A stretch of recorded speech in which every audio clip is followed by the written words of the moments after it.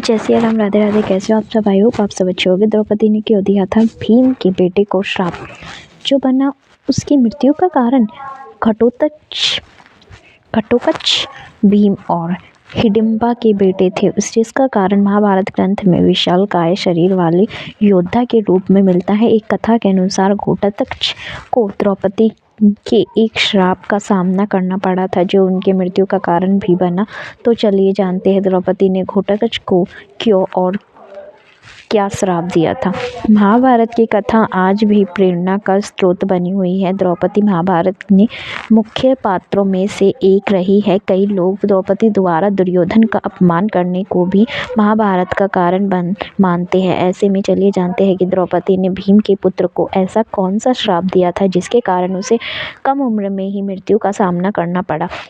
द्रौपदी को महसूस हुआ अपमान।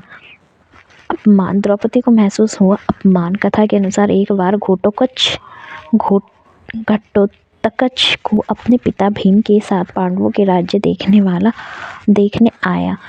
हिडिंबा ने घटोत्कच को यह कहकर भेजा था कि तुम द्रौपदी का सम्मान मत करना। अपनी माँ के कहने पर घटोत्कच ने सभी भारी सभा में भी द्रौपदी को कोई सम्मान नहीं दिया, जिस कारण द्रौपदी को अपमान महसूस हुआ। घटोत्कच को दिया हुआ यह श्राप, इससे द्रौपदी बहुत ही क्रोध हो गई और उसने क्रोध में घटोत्कच से कहा कि मैं पांडवों की पत्नी और एक राजा की पुत्री हूँ और मेरा सम्मान इस सभा में कहीं अधिक है।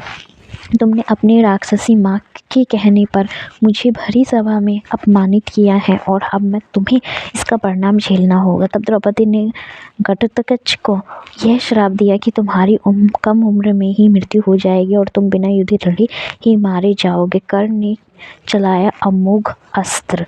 घटोत्कच को द्रौपदी द्वारा दिए गए श्राप का परिणाम स्वरूप ही युद्ध भूमि में अपने प्राण गंवाने पड़े। महाभारत के युद्ध के दौरान कर्ण ने अपने परम मित्र दुर्योधन के कहने पर घटोत्कच को पर अमोघ अस्त्र से प्रहार कर दिया था। हालांकि वह इस अस्त्र का प्रयोग अर्जुन पर करना चाहता था। कर्ण के अमोघ अस्त्र से घटोत्कच बच ना सका और उनकी बिना लड़ी मृत्यु हो गई। जैसे आप वीडियो अच्छी लगी हो तो प्लीज़ चैनल को लाइक एंड सब्सक्राइब करना ना भूलें। Thank you for watching this video.